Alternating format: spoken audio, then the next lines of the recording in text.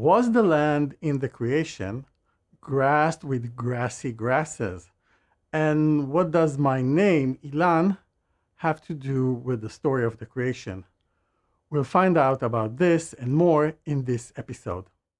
Hi, and welcome. Today we are covering 3 verses, 11, 12, and 13. The first 2 mark a major shift in style relative to the previous parts of the text.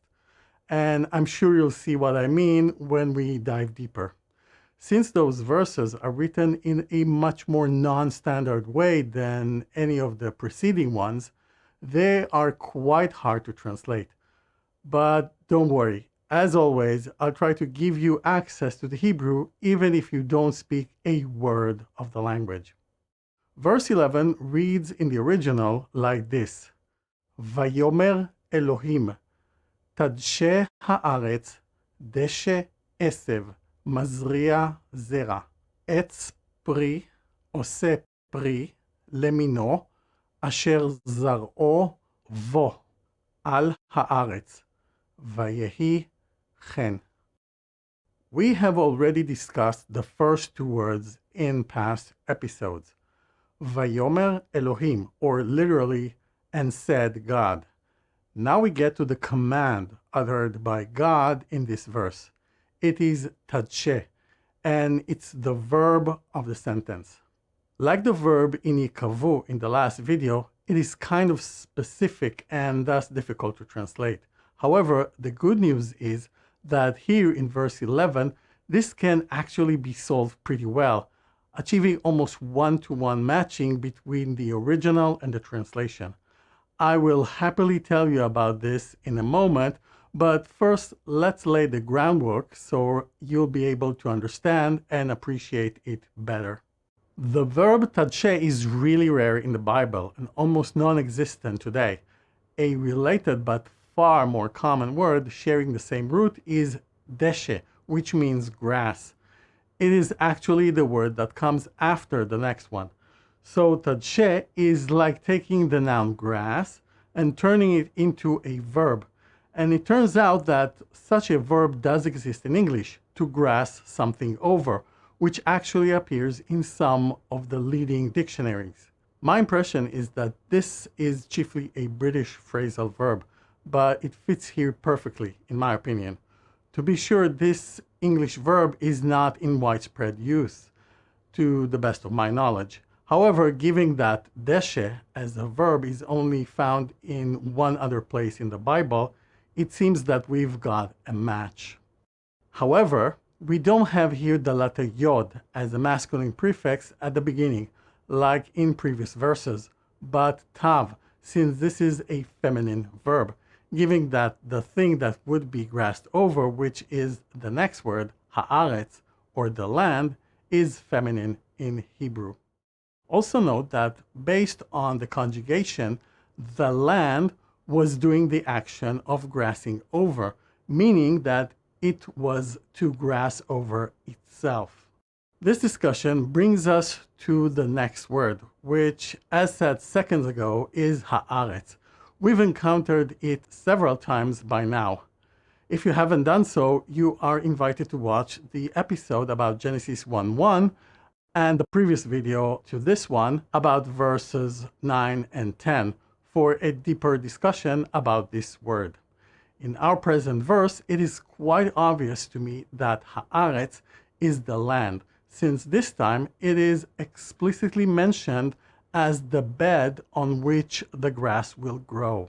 So the literal translation of the verse up to this point should probably be, and said God will grass over the land. Next is deshe, which I've mentioned just a minute ago when talking about the verb tadsheh, and both share the same root.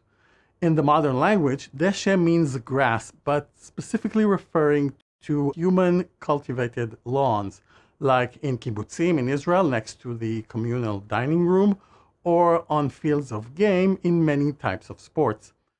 The meaning in the Bible is different and has to do with naturally occurring grasses, mostly in pastures. Deshe often appears in verses where wild herbivore animals are mentioned, like this heartbreaking verse in Jeremiah 14:5, describing the outcome of a severe drought, which is specifically talked about in the preceding verse. And this is not the only place in the Bible where deshe appears in conjunction with a description of rain or lack thereof, suggesting that deshe is a collective name for annual grasses that are very sensitive to absence of rainfall. The next word is esev. Essentially, esev is a synonym of deshe, i.e. the previous word.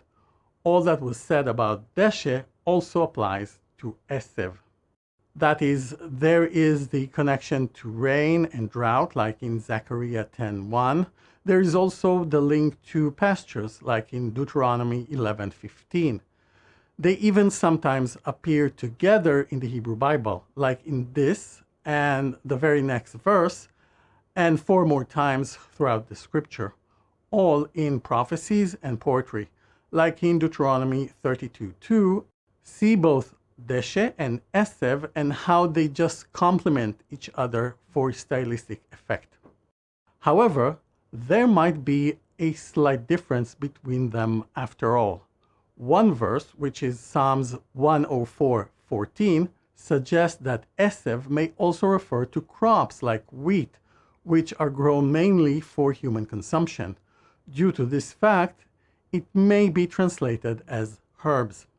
I'm not totally comfortable with this choice, since herbs are more associated today with plants like parsley, sage, rosemary, and thyme, i.e. plants used as spices.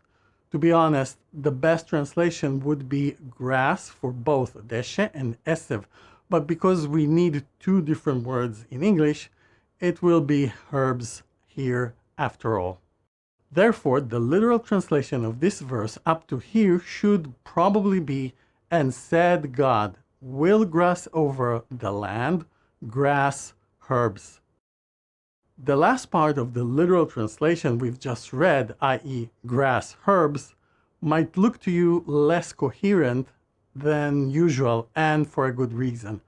We might expect a connector of some type, like will be grass over the land with grass and herbs, despite the fact that this does not really bring across the original style or even meaning. The Hebrew seems to just string 2 synonyms one after the other. This is yet another biblical way of writing at play here. That repetition of deshe esev, or grass, herbs, sounds really good in Hebrew, unlike in English. The main reason for that is the frequent use of this artistic instrument in poetry and prophecy parts, like Psalms 82:3, where not less than 3 synonyms of poor or have not are used, with 2 of them one next to the other. There are many more examples to that in this scripture. Based on that, the closest English equivalent of deshe esev that might let you appreciate the Hebrew can be something like grassy herbs. The word that follows is mazria. Before we discuss it any further, let's first link mazria to the related word that comes right after, zera. So mazria, zera. Those 2 words share the same root. Zera is seed in Hebrew. Mazria is an adjective that is equivalent to seeding, like in seeding plants. Together, mazria zera essentially means seeding seed, with seed in the singular, or simply producing or yielding seeds. This is yet another common mechanism in the Hebrew Bible, i.e. having 2 parts of speech of the same root, one next to the other, like in Numbers 13:30, where Caleb tries to convince the people of Israel not to be afraid to go fight for the promised land. He used this doubling mechanism with 2 different roots. It is almost impossible to convey the feel of it in English. The literal translation of the verse so far can be, "And said God, will grass over the land, grass, herbs, seeding seeds." The next word is important to me personally, and you'll find out why very soon. The word is etz, which means tree. Etz is the singular form.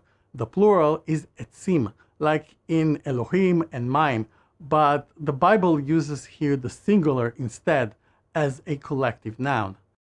And this kind of fluidity in using or not using the plural is one more tool in the linguistic toolbox of the Tanakh or the Old Testament. This reference to several or many trees using the singular is present in Genesis 2:16, where it is logical that Adam was permitted to eat from more than just one tree in the Garden of Eden. And by the way, note here too the doubling of the root, like in Mazria Zera from about a minute ago.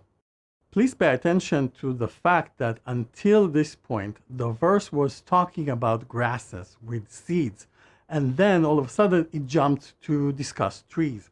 Again, this shift begs for a connector, and, but it was dropped. Readers are expected to infer it from context. By the way, a connecting vav does exist in the next verse, which is very similar to this one. The reason I like this word etz so much is the fact that my name also means a tree.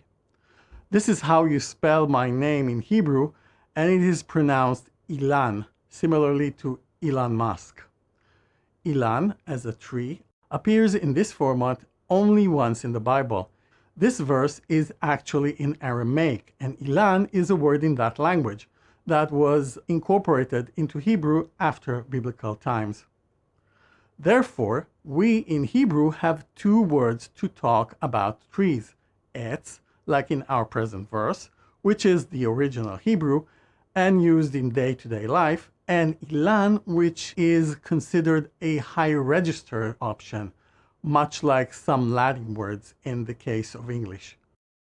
So we Israelis can say, Al tetapes al ha'etz, don't climb the tree. But when the Israeli legislature wanted to coin a term for protected tree, they used Ilan because it's fancier.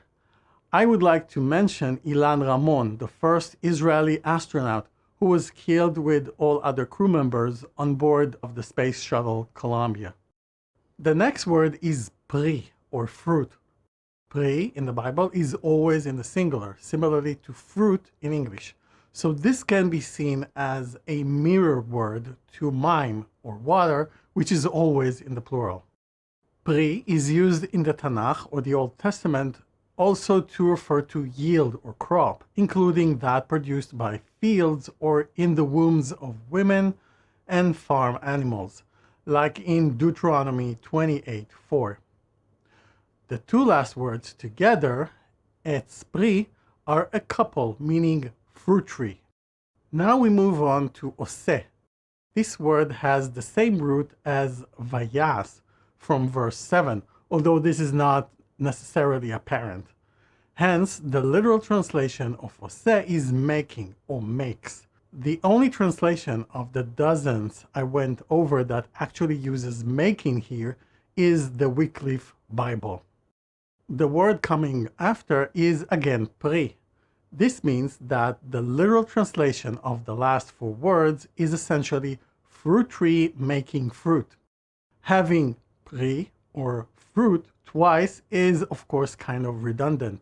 Nevertheless, such a way of writing is also quite frequent in the Bible. The next word is lemino. There is the prefix le, which is one form of the preposition to. For a more comprehensive discussion about it, please watch my video about verses 9 and 10. The main part, mino, is a conjugated form of min or type. In modern Hebrew, this word is mostly used as the equivalent of species and of sex. In the Bible, it is used only when conjugated and appears almost exclusively in two very distinct parts of the Bible. Here in Genesis 1 and in the description of clean and unclean animals that the people of Israel were permitted or not permitted to eat. The relevant verses in that context are found in Leviticus, and Deuteronomy. The verses with lemino and related words talk specifically about species of animals, and in verses 11 and 12, also about plants. So the root of lemino is min. Please don't be confused by the fact that the letter nun is different in each of those words. Nun is equivalent to n in English, both in sound and the spot in the alphabet, and is one of those 5 letters in Hebrew that change when written at the end of words. By the way, nun is going to have a leading role in Genesis 1:26. Back to lemino, the actual word from the verse, the suffix vav is added to make it into the possessive for the masculine singular, as pri, or fruit, is masculine. Lemino literally means to his kind, or to his type. A better English translation, in my view, should use the expression of its kind or of its different kinds. In the King James Version especially, lemino is translated as after his kind, and the word after is not a very good choice, at least from the perspective of modern English. But I want to focus on the pronoun his. This can lead to confusion because his can be interpreted to refer to God, while trees are inanimate and therefore get the pronoun it. However, we in Hebrew don't have this concept of a special pronoun for the inanimate, only male and female. And since both etz, or tree, and pri, or fruit, are male in Hebrew, lemino is conjugated to be masculine. So the last 5 words can be read literally as fruit tree making fruit to his kind. Next up is asher, a word we have encountered twice in verse 7, and it means which or that. The word that follows is zar'o. This is the 3rd time in this verse where a word of the same Hebrew root appears. Essentially, this is a conjugated form of the word zera from earlier, only conjugated using the same grammatical mechanism we've seen in lemino, of adding the letter vav at the end to create the possessive, namely his or its seed. The word that follows is vo, which is normally pronounced bo, meaning inside of him or within him. Bo is the prefix bet, like the very first letter of the Bible in the word Bereshit in verse 1, only here as a standalone unit, which is then conjugated to denote in me, in you, in us, etc. The letter vav at the end of bo, similarly to lemino and zar'o, is added to get in him. I use him despite the fact that vo refers to an inanimate object, a fruit, because as said earlier, we don't have in Hebrew the concept of it, only he or she. Zooming out for a moment, please be reminded that all fruit by design contain seeds, and thus the part we've just discussed, asher zar'o bo, is redundant if we read the text in a straightforward way. My opinion is that those 3 words were added to emphasize a theme of fertility or for stylistic effect, but others can, of course, have their own interpretation. So the literal translation of the verse so far is, and said God, will grass over the land, grass, herbs, seeding seed, fruit tree, making fruit to his kind, which his seed in him. The next word is al. We've seen this word in verse 2, where the Spirit of God moved, hovered, or shaked al pnei hamayim, or on the face of the water. Al is among the most basic prepositions in the language, meaning on. Next is again haaretz. This is the 2nd time this word appears in the verse. Combined, the 2 last words read al haaretz, or on the land. However, as explained in the very first episode of this series about verse 1, haaretz can also mean the ground, like in Exodus 16:14, where it is quite obvious that the manna was spread on the ground. The couple al haaretz seems to be in an odd position in the sentence. There was already a mention of the land at the beginning of the verse. Al haaretz may refer to the fruit or the seeds. And then, technically, this can read as if the seeds of the tree are inside the fruit but also lying on the ground. Another option is that al haaretz refers back to the entire block of text after Vayomer Elohim, or and God said, meaning that it refers to all types of vegetation. But my hunch is that it just linked to the smaller block that talks about the trees, stating that they are to exist on the ground. The last two words of the verse are Vayehi chen, a unit that we saw already in verse 7, after God made the rakia, or firmament, and in verse 9, after God ordered the water to collect in one place. As explained there, the literal translation of Vayehi chen is and was so, or in better English, and it was so. We've just concluded reading verse 11. The literal translation of the entire verse should be something like, and said God, will grass over the land, grass, herbs, seeding seed, fruit tree making fruit to his kind, which his seeds in him on the land or ground, and was so. Here is the verse again in Hebrew, this time accompanied by the best translation I could come up with. And reading the verse one more time, Vayomer Elohim, Tadshe haaretz, deshe esev, mazria zera, etz pri, ose pri, lemino, asher zar'o vo al haaretz, vayehi chen. Let's continue to verse 12. It introduces yet another stylistic novelty in the chapter so far, that is, significant repetition of the text that appeared in the previous one.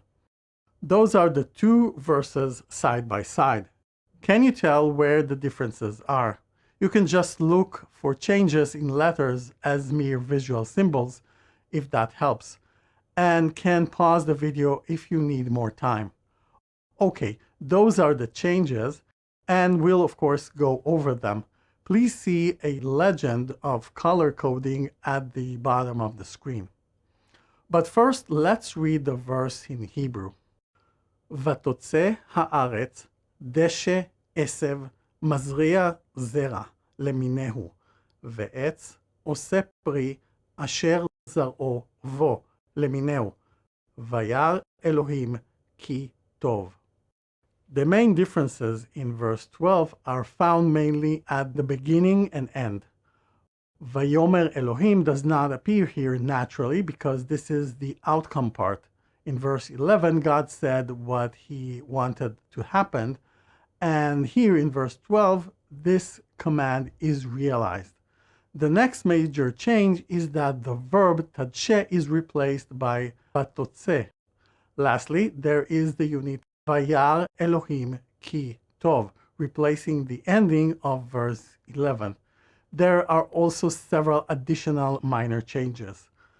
Let's discuss vatotze, which is the verb. First thing to say is that vatotze has a converting vav in front. We have talked about this grammatical feature quite a bit in the past, especially in the episode about verse 3. So, dropping the vav, we get totze, which is a verb in the future and is also feminine, since the related noun, haaretz, or the land, is feminine. In Hebrew, all parts of speech are gendered and must agree with each other. The most basic meaning of totze is she will bring or take out.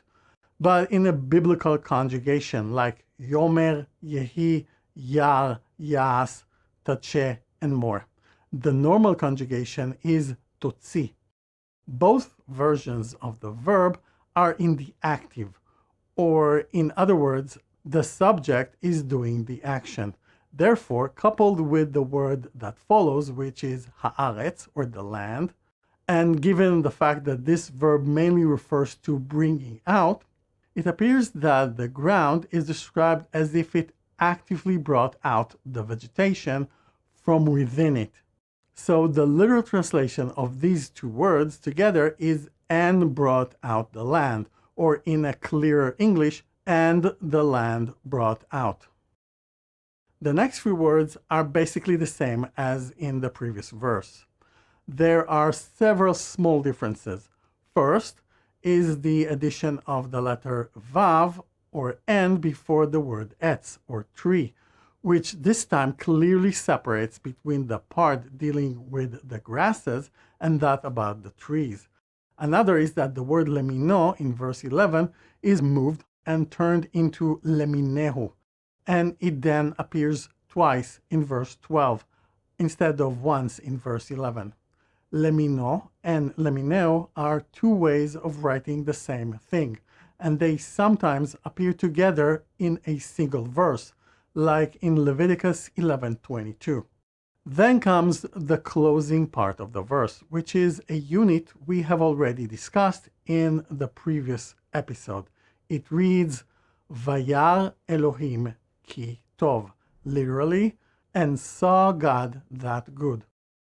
The literal translation of the entire verse is, and brought out the land grass, herbs, seeding seed to his kind, and tree making fruit, which his seed in him to his kind, and saw God that good.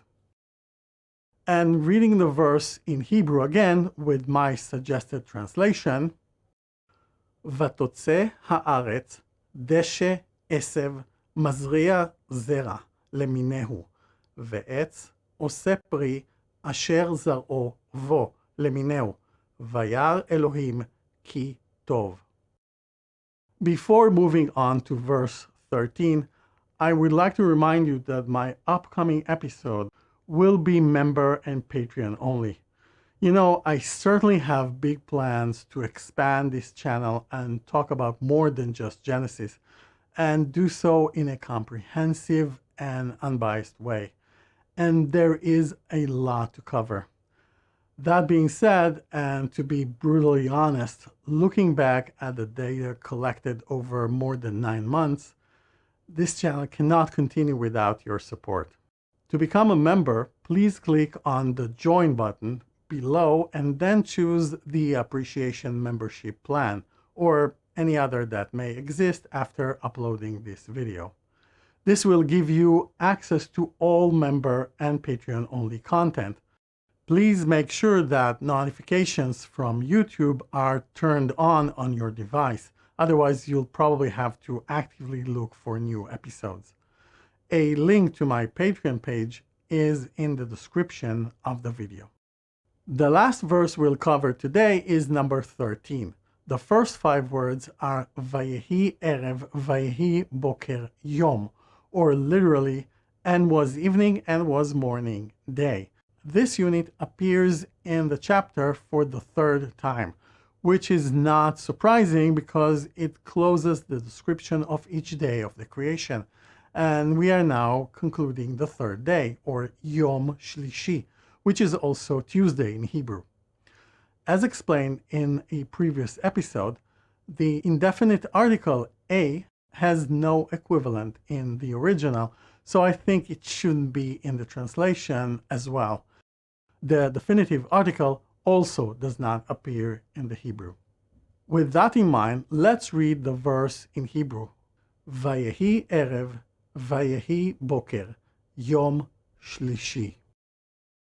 That's it for now. Thank you for watching, and I hope to see all of you next time.